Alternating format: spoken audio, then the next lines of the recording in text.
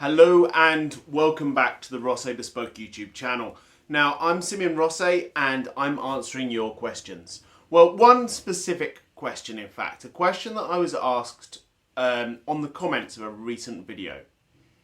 This was a brilliant question. The question was, can a butler ever say no to a task or request from a client, from a principal, if there's just not time to do it? Now, this is a brilliant question, and actually I'm going to open it up a bit more as just an open statement of, can a butler ever just say no? Now, I often say that a butler never says no to a request, but of course this is always within context. What I want butlers to do is find an appropriate yes. So if someone asks you to do something that's impossible, then it is impossible. But there is always something else that's possible.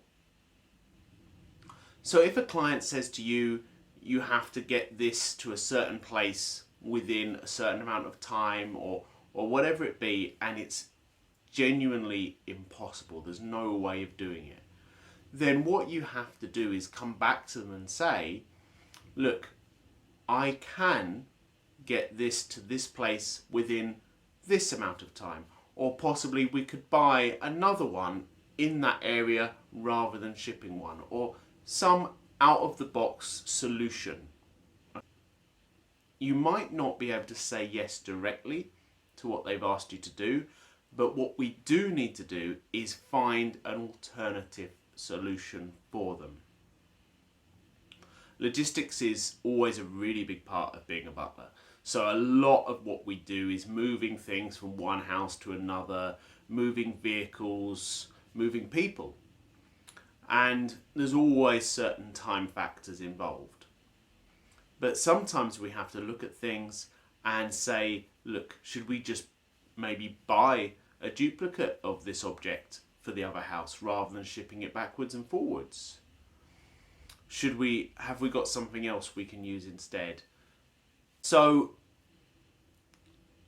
I'm still going to stick with my statement that you shouldn't say no, but all I'm going to say is you need to substitute the yes that they want with an alternative yes that will equally make them happy. Not easily done, especially depending on what the request is. You never know, we get some pretty crazy requests as butlers. So to sum up, a butler never uses the term no. If the task is impossible, then we find an alternative yes. A yes that we can do safely, legally, and responsibly.